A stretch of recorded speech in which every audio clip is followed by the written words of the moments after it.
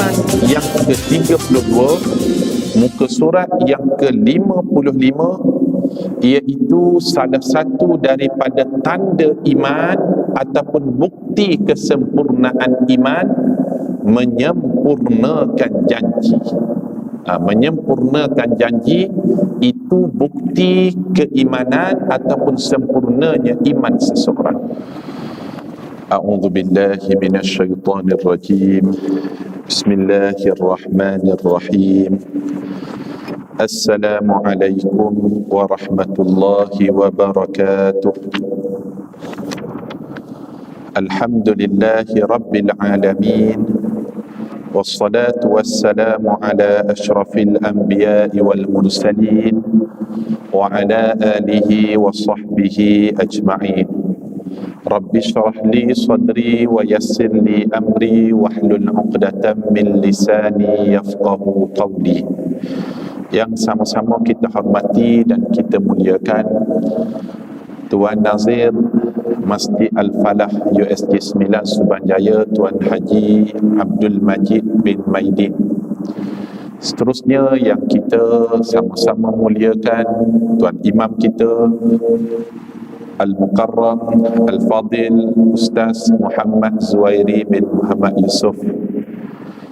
Kemudian ahli jawatan kuasa masjid, para alim ulama, pemimpin-pemimpin masyarakat, muslimin muslimat, yang kecil tak disebut nama, yang besar tak disebut pangkat dan jawatannya.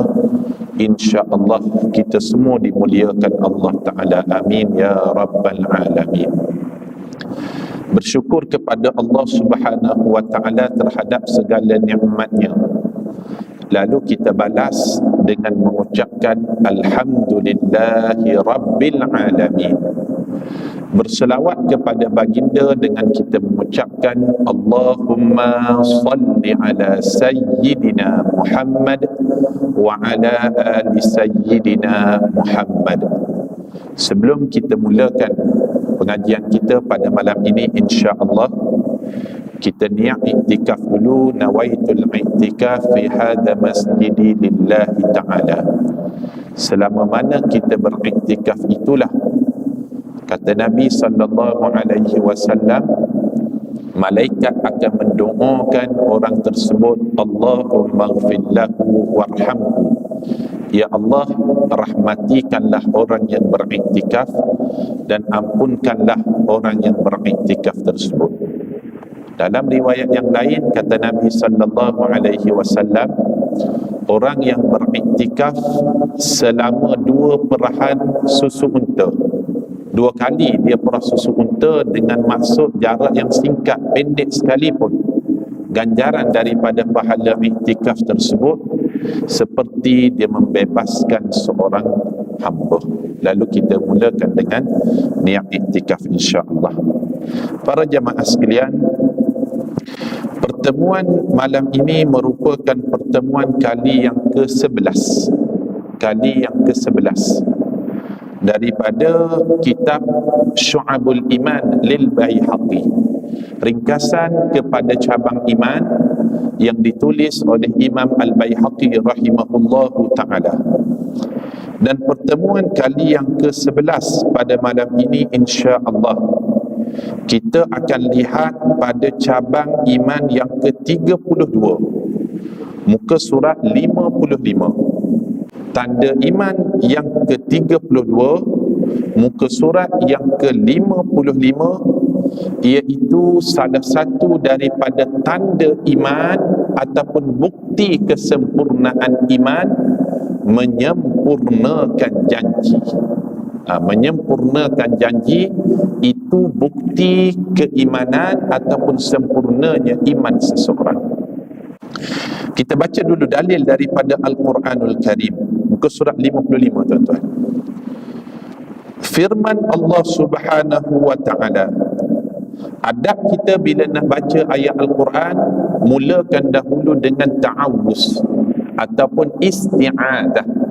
Lafaznya a'udzu billahi minasyaitonir rajim. Yang lain a'udzu billahi samii'il 'aliim minasyaitonir rajim. Bentuk yang lain a'udzu billahil azim minasyaitonir rajim, semuanya boleh. Tapi jumhur ulama mengatakan yang biasa dibaca oleh Nabi sallallahu alaihi wasallam lafaz yang pertama tadi, a'udzu billahi minasyaitonir rajim. Allah Ta'ala berfirman dalam bab menyempurnakan janji, aufu bil uqud, muka surat 56. Maksudnya, penuhilah serta sempurnakanlah perjanjian-perjanjian yang kamu lakukan. Surah Al-Ma'idah ayat yang pertama. Tuan-tuan, janji dibahagikan kepada dua. Yang pertama, ada janji yang dilakukan dengan makhluk, dan ada janji yang dilakukan dengan Allah. Faham tak ni? Ada janji yang kita lafazkan sesama kita, sesama manusia, dan ada satu lagi janji yang kita buat dengan Allah Ta'ala, dan janji dengan Allah Ta'ala itulah yang disebut dengan nazar. Faham tak ni? Bila disebut nazar, itu melibatkan janji kita dengan Allah Subhanahu Wa Ta'ala. Kedua-duanya wajib dilakukan, dilaksanakan. Tapi ada sedikit perbezaan yang anak jelaskan nanti, tuan-tuan. Tuan-tuan, al-wa'du da'in, orang yang berjanji itu dia mengambil hukum hutang.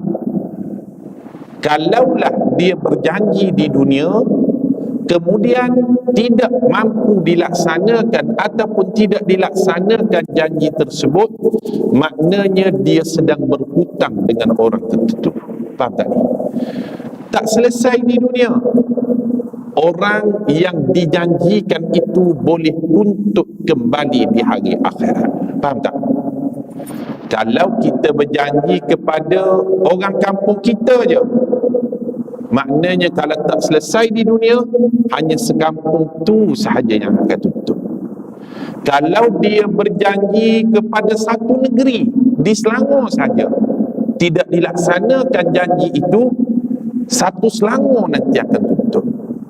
Kalau dia berjanji satu Malaysia, satu negara tahu janjinya, tapi tidak dilaksanakan janji tersebut, al-wa'du da'in, janji itu ibarat hutang, maka satu Malaysia yang akan tuntut di hari akhirat kelak. Lalu berhati-hati dalam kita melafazkan janji, kerana janji ini ibarat amanah dan dia mengambil hukum hutang. Faham tak ni? Itu dalam bab perjanjian manusia dengan manusia. Kita bersyukur, tuan-tuan, kalau ramai manusia tidak kenal kita di dunia ini, bermaksud tidak ramailah yang akan menuntut dengan kita di hari akhirat. Sebab di hari akhirat nanti manusia seboleh mungkin untuk melepaskan diri daripada siksa azab api neraka. Lalu macam mana dia buat? Dia akan tuntut hak-hak yang tak ditunaikan kepada dia di dunia. Orang yang pertama yang akan menuntut, mereka itulah isteri-isteri kita. Yang kedua, anak-anak kita. Yang ketiga, orang-orang yang kita pimpin di bawah kita. Makin ramai yang kita pimpin, makin ramailah yang akan menuntut di hadapan Allah Subhanahu Wa Ta'ala di padang mahsyar. Sebab al-wa'du da'in, janji itu seperti hutang. Lalu ayat yang kita baca tadi, Allah Subhanahu Wa Ta'ala menceritakan, penuhilah dan sempurnakanlah perjanjian-perjanjian yang kamu lafazkan tadi. Itu merujuk kepada perjanjian sesama makhluk, sesama manusia, tuan-tuan. Ayat yang kedua, ayat ini Allah Ta'ala nak ceritakan tentang perjanjian kita dengan Allah Subhanahu Wa Ta'ala, disebut dengan nazar. Kita baca ayat yang kedua. Firman Allah Subhanahu Wa Ta'ala, muka surat 56. A'udzu billahi minasyaitonir rajim. Yufuna bin nadri, kata Allah. Surah Al-Insan ayat yang ke-7.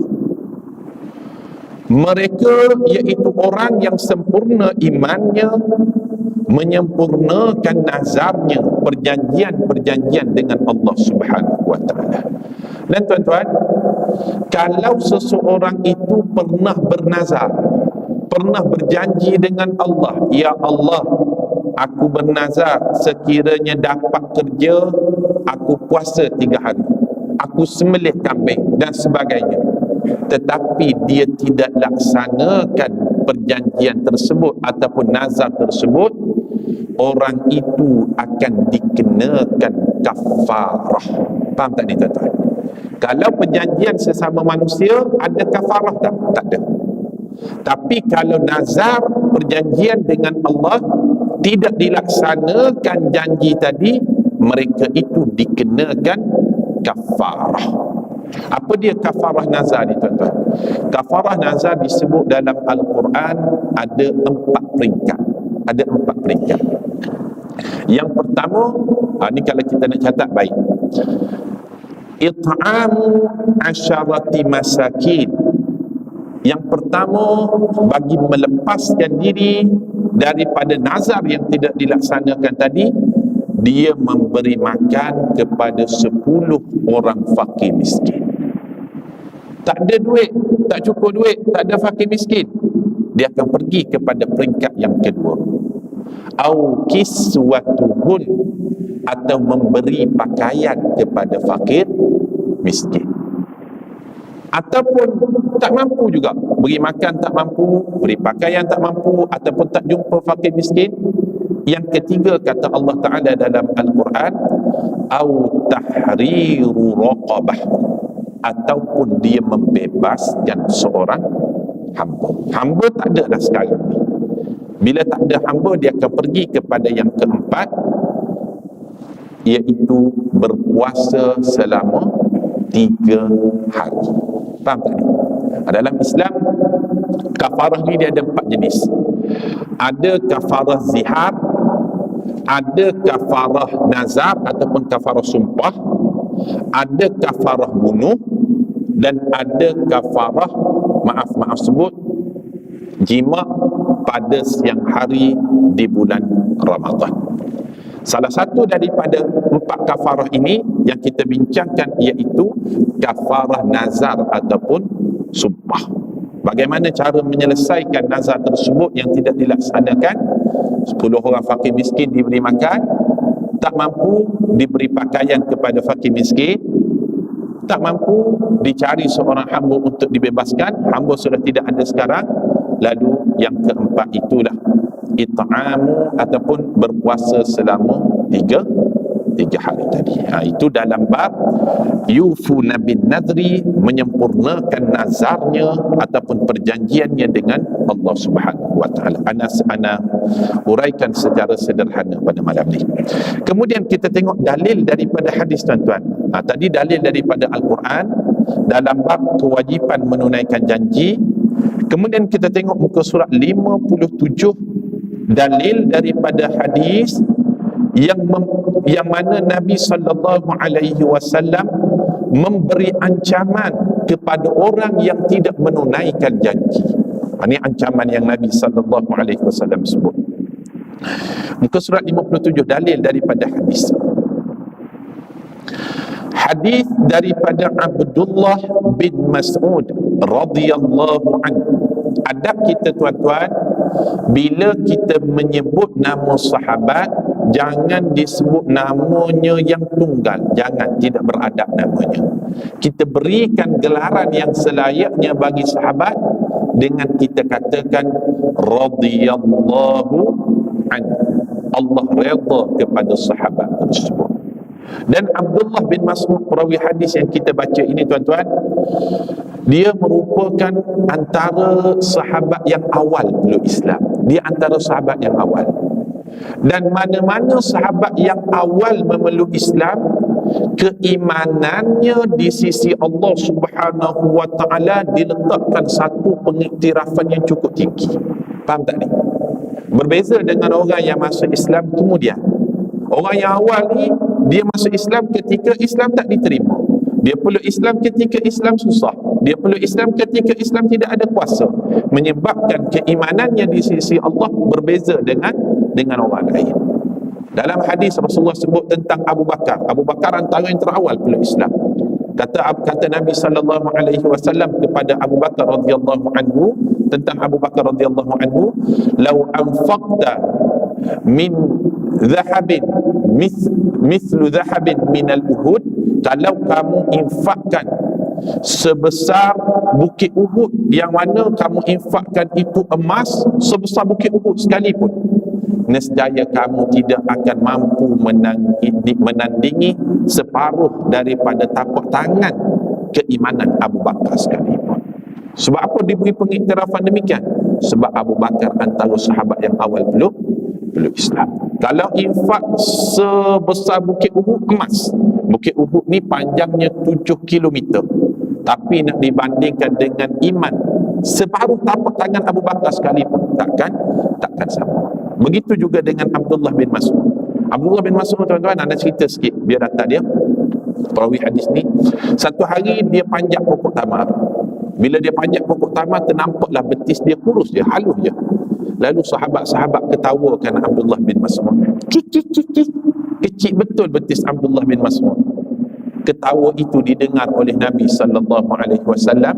Lalu Rasulullah katakan, betis Abdullah bin Mas'ud yang halus, yang kecil, yang kamu tengok lemah itu, tapi bila betis itu ditimbang di atas timbangan mizan, ia lebih berat daripada Jabal Uhud, bukit Uhud sekalipun. Subhanallah. Sebab apa?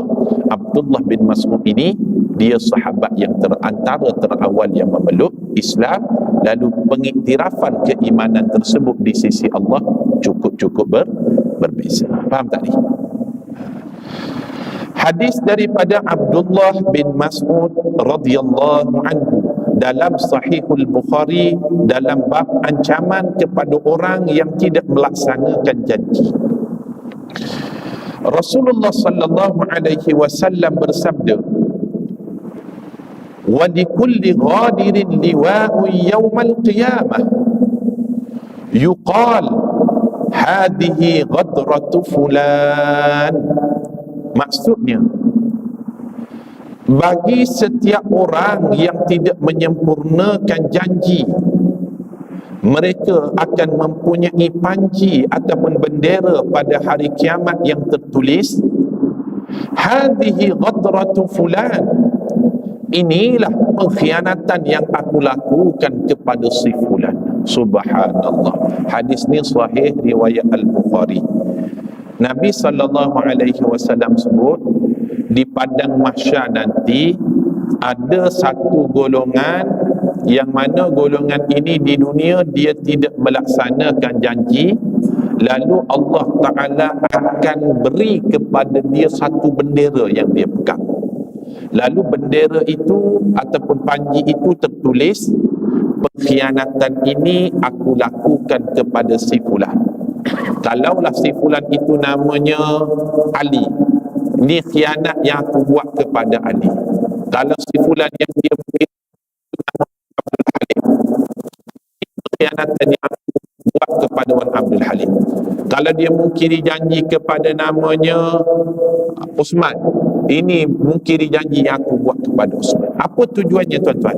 Tujuannya dia mengharapkan orang yang pernah dia mungkiri janji itu datang memberi kemaafan kepada dia di padang mahsyar. Subhanallah. Tapi manusia ketika itu cukup ramai. Kalaulah manusia yang hidup pada hari ini tahun 2020 pun sejumlah 7 bilion, yang hidup pada hari ini 7 bilion, bagaimana manusia dikumpulkan di padang mahsyar sejak zaman Nabi Adam sehinggalah akhir zaman nanti, dia mampu mencari setiap orang untuk mendapatkan kemaafan? Takkan jumpa, tuan-tuan. Dengan keadaan yang cukup rapat, kalau dia melangkah satu langkah, dia akan terpijak kaki orang. Dia akan bergerak ke belakang, dia akan pijak kaki orang. Dia akan bergerak ke kanan, dia terpijak kaki orang. Dia bergerak ke kiri, dia terpijak kaki orang. Kenapa? Manusia ketika itu cukup ramai.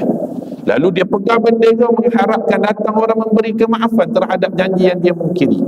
tetapi pada waktu itu belum tentu orang datang bertemu dengannya dalam keadaan yang cukup ramai tersebut. Bahkan dalam satu riwayat, manusia ni tidak tahannya di padang mahsyar, menunggu bilakah Allah Ta'ala mulakan bicara, lalu dia kata, ifsil walau ilan nar, wahai Allah, berikanlah keputusan pada saat ini juga, walaupun aku terpaksa dihumban dalam neraka sekalipun.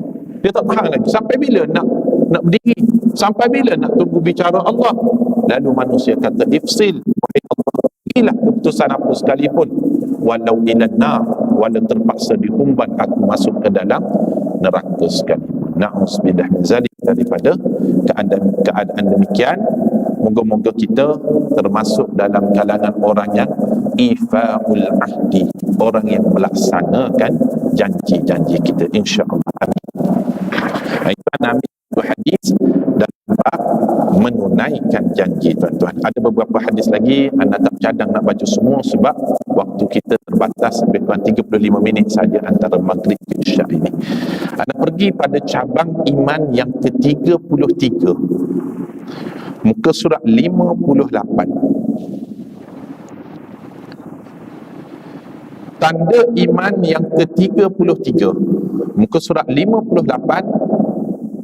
Salah satu daripada cabang iman yang sempurna, meneliti segala nikmat Allah dan wajib bersyukur di atas nikmat tersebut. Ini juga salah satu daripada tanda keimanan.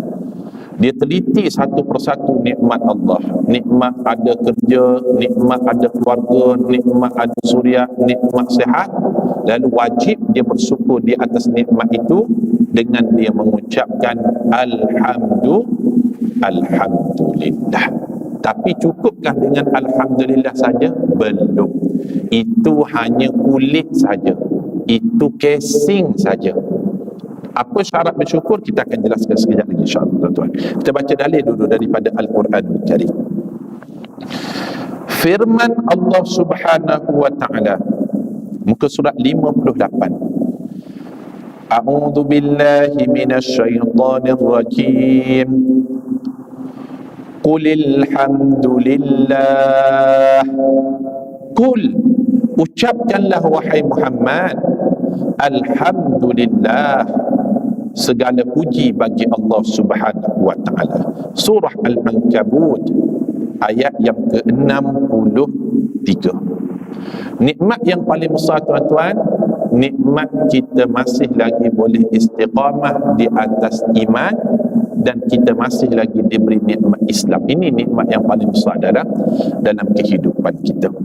Tuan-tuan, apa tanda ataupun seseorang itu dikira bersyukur kepada Allah Subhanahu wa taala? Adakah sekadar menyebut alhamdulillah sahaja? Itu belum cukup. Itu ibarat kulit sahaja, casing sahaja, rangka sahaja. Lalu pengisian kepada bersyukur itu apa dia? Yang pertama, tanda manusia bersyukur bila dia dapat nikmat, bukan sekadar menyebut alhamdulillah, tapi bila dia dapat nikmat, dia gunakan pada jalan ketaatan kepada Allah. Faham tadi? Ini tanda bersyukur. Dapat nikmat kenderaan, sebut alhamdulillah, mantap, tapi belum cukup lagi. Gunakan kenderaan itu datang ke Masjid Al-Falah. Itu maksudnya kita sedang bersyukur di atas nikmat Allah. Tapi dah cukup ke bersyukur? Belum lagi. Dapat nikmat lagi, gunakan juga pada jalan menjauhi maksiat kepada Allah Subhanahu wa taala. Maknanya bersyukur itu ada rangkainya. Rangkai yang pertama disebut alhamdulillah. Rangkai yang kedua, gunakan nikmat pada jalan Allah. Rangkai yang ketiga, gunakan nikmat dengan menjauhi maksiat kepada Allah.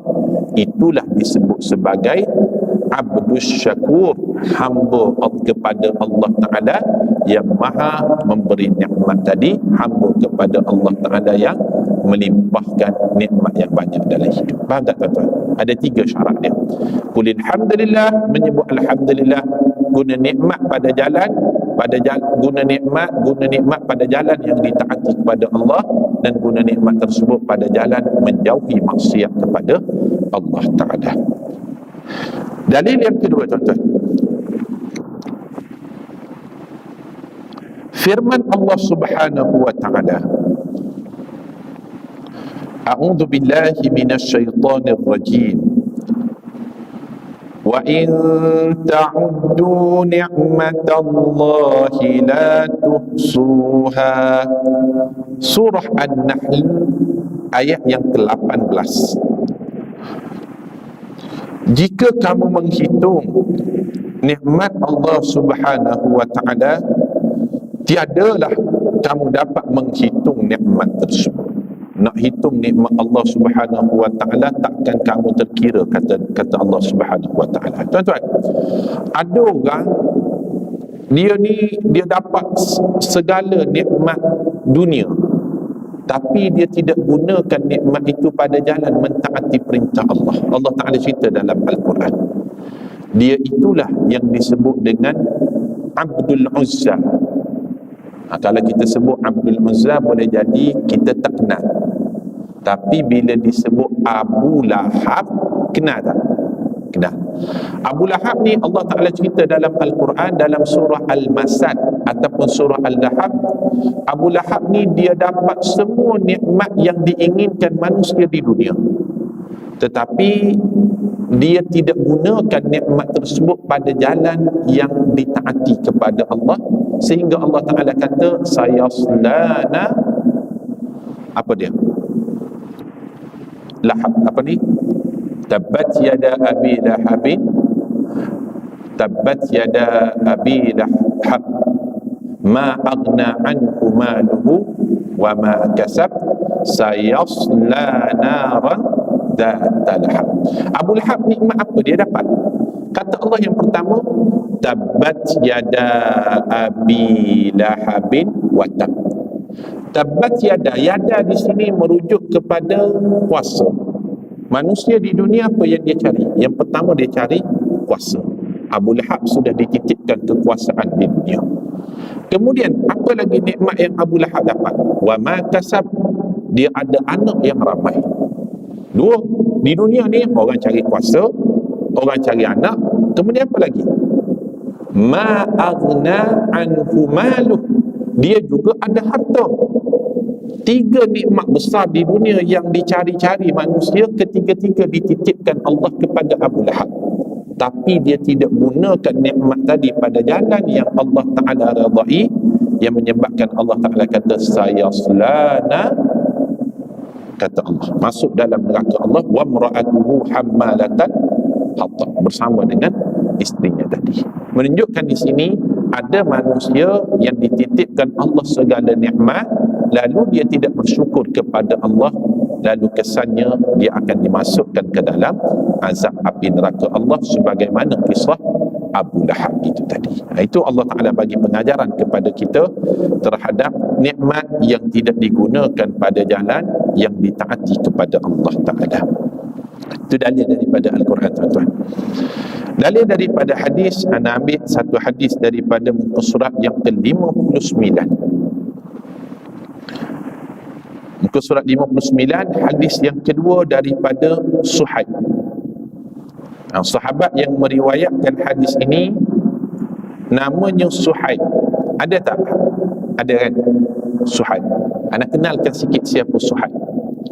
Suhaib di sini merujuk kepada sahabat yang bernama Suhaib Ar-Rumi radhiyallahu anhu. Suhaib Ar-Rum, dia berasal dari negara Rom. Pada zaman Nabi SAW, tuan-tuan, kekuasaan ni tertumpu kepada dua empayar. Kalau di timur, kekuasaannya tertumpu pada kerajaan Parsi. Kalau di barat, kekuasaan itu tertumpu pada pusatnya di Rom. Sahabat yang bernama Suhaib ini, dia berasal daripada Rom tadi. Lalu gelarannya adalah Suhaib Ar-Rumi. Dia ni orang kaya. Bila orang Rom, orang yang dipandang tinggi, kekayaannya banyak, kuasa dia sudah ada, segala nikmat dunia dia sudah dapat. Tapi bila dia ikut Nabi sallallahu alaihi wasallam, dia peluk Islam, dia mengucapkan la ilaha illallah, akhirnya dia hilang kekuasaan, dia hilang kekayaan. Lalu apa kata orang Rom terhadap Suhaib? Dia kata khasira Suhaib, khasira Suhaib, khasira Suhaib. Sungguh rugi Suhaib, sungguh rugi Suhaib, sungguh rugi Suhaib. 3 kali orang Rom sebut demikian. Rugi betul lah Suhaib. Kamu kan dah dunia dapat di Rom, apa lagi ikut Muhammad di Madinah? Lalu orang Rom kata rugi Suhaib, rugi Suhaib, rugi Suhaib. Perkataan itu sampai ke telinga Nabi sallallahu alaihi wasallam. Lalu Rasulullah balas, Rabiha Suhaib, Rabiha Suhaib, Rabiha Suhaib. Sebenarnya Suhaib itu beruntung. Suhaib itu sebenarnya beruntung. Suhaib itu sebenarnya beruntung. Sebab apa? Ya, kekayaan itu penting. Ya, nikmat dunia itu penting. Tetapi ada yang lebih penting daripada itu semua, iaitu la ilaha illallah. Bila boleh tunduk kepada Allah, nescaya yang lain akan jadi kecil, tauhid kepada Allah akan jadi besar. Itulah yang dirasai oleh sahabat yang kita nak baca hadis daripadanya ini, yang bernama Suhaib Ar-Rumi radhiyallahu anhu. Dalam Sahih Muslim, maknanya hadis ini hadis yang sahih. Rasulullah sallallahu alaihi wasallam bersabda, ajaban li amril mu'min, inna amrahu kullahu khair, wa laysa dhaka li ahadin illa lil mu'min, in asabathu sarra'u syakara fakana khairan lah, wa in asabathu dharra sabara fakana khairan lah. Maksudnya, aku begitu kagum dengan keadaan orang mukmin. Sesungguhnya semua perkara adalah baik, dan hal ini tidak berlaku kepada orang lain melainkan orang mukmin. Jika dia mendapat nikmat, kegembiraan, dia bersyukur dan itulah yang terbaik buatnya. Dan jika dia mendapat kesusahan ataupun ujian, dia bersabar di atas ujian itu dan dia katakan qaddarallah, ini ditetapkan Allah, itulah yang terbaik bagi dirinya. Tuan-tuan, hadis ini Nabi sallallahu alaihi wasallam mengajarkan kepada kita bagaimana sepatutnya orang mukmin itu memandang dunia. Bagaimana orang beriman sepatutnya memandang dunia. Dunia ini Nabi SAW jelaskan melalui hadis ini ibarat tangan kita mencelup ke dalam lautan yang luas, celup dalam air laut yang luas. Kemudian farafa'aha, kita angkat jari kita, yang menitis daripada jari itulah dunia. Macam mana? Maksudnya, kalaulah kita dapat nikmat di dunia, kita sedang mendapat nikmat yang setitis. Orang beriman dia tidak akan bangga. Sebab apa? Dia yakin nikmat itu pasti akan berakhir. Dia tidak sombong. Walal akhiratu khairun laka minal ula.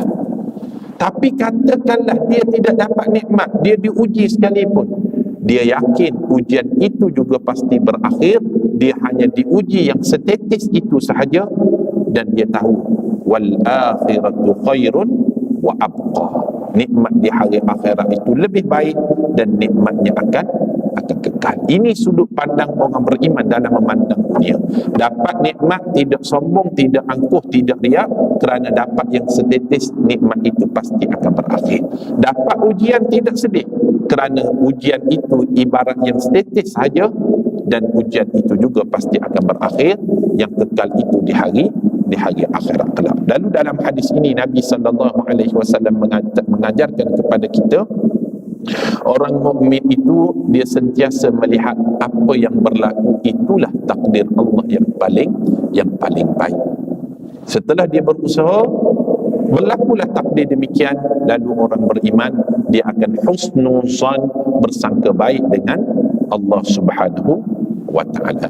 Ini kita pelajari daripada hadis yang diriwayatkan oleh sahabat yang bernama Suhaib Ar-Rumi radhiyallahu anhu dalam bab nikmat Allah Subhanahu wa ta'ala dan bersyukur di atas nikmat tersebut. Nabi last sekali malam ni tuan-tuan, cabang iman yang ke-34, muka surat 62. Muka surat 62, tanda iman yang ke-34, iaitu salah satu daripada cabang iman memelihara lidah daripada ucapan yang tidak penting. Itu salah satu daripada tanda kesempurnaan iman. Wahai Rasulullah, orang Islam itu bagaimana ya? Al-muslimu man salimal muslimun bilisanihi wa yadihi. Orang Islam itu, kata Nabi sallallahu alaihi wasallam, orang lain rasa selamat daripada lisan dia dan rasa selamat daripada tangannya. Maknanya macam mana? Dia tidak menyakitkan hati orang lain dengan lisan. Itu orang Islam yang sebenar. Pakainya jubah, mantap. Bolak-balik pergi haji umrah, mantap. Tapi kalau lisan dia asyik menyakiti orang lain, belum sempurna imannya. Yang menyebut itu adalah Sayyidina wa Maulana Muhammad sallallahu alaihi wasallam. Sebab tanda iman, dia pelihara lidah daripada mengumpat, daripada al-ghibah, daripada an-namimah, bahkan daripada ucapan-ucapan yang tidak penting sekalipun. Datanglah seorang sahabat kepada Nabi sallallahu alaihi wasallam, tuan-tuan. Sahabat ni mengadu, ya Rasulullah, wahai Rasulullah, inna fulanata taqumul lail. Jiran aku ni dia rajin solat waktu malam. Wa tasumud dahar, dia rajin puasa pada waktu siang. Hablum minallah, mantap. Solat waktu malam bagus, puasa siang hari mantap. Tapi sahabat ni mengadu, wa tu'dhi jiranahu bilisani. Tapi kami ni jiran-jiran dia cukup sakit hati dengan lisan dia, lidah dia yang tajam. Macam mana orang macam ni wahai Rasulullah? Hablum minallah, hubungan dengan Allah mantap, tapi hablum minan nas tidak bagus. Hubungan dengan manusia tidak baik. Lidah dia, kata-kata dia kasar, menyakiti hati orang lain. Lalu jawab Nabi sallallahu alaihi wasallam, hiya la khaira fiha, tak ada kebaikan pun yang dinamakan dengan puasa dia, salat dia tadi. Tak ada kebaikan. Sebab apa? Pahalanya nanti akan dituntut oleh orang lain. Wahya finnar, kelak dia akan masuk ke dalam neraka Allah Subhanahu wa ta'ala. Na'udzubillah min zalik, tuan-tuan. Tuan-tuan, anda ingat satu riwayat. Riwayat ni datang daripada Nabi sallallahu alaihi wasallam yang menyebut tentang orang yang bertaubat daripada dosa ghibah, dosa mengumpat, dosa menyakiti hati orang lain dengan lisan dia ni, dia bertaubat dah. Tapi bila di hari akhirat, orang tersebut dia akan masuk syurga paling akhir. Faham tak ni? Dia bertaubat daripada dosa ghibah, daripada dosa menyakiti hati orang dengan lisan dia, daripada mengumpat, caci maki dan sebagainya. Dia sudah bertaubat. Tapi kesannya sampai hari akhirat, dia orang yang masuk syurga, orang yang terakhir. Orang yang bertaubat daripada dosa zina, masuk syurga dulu. Orang yang bertaubat daripada dosa judi, masuk syurga dulu. Orang yang bertaubat daripada dosa minum khamar, minum arak, masuk syurga dulu. Tapi orang yang bertaubat daripada dosa ghibah, dosa menyakiti hati orang lain dengan lisan dia, dia masuk syurga last sekali. Sebab apa? Kalau dia bertaubat daripada dosa zina, dia buat judi, dia minum khamar, itu dosa dia dengan Allah. Faham tak?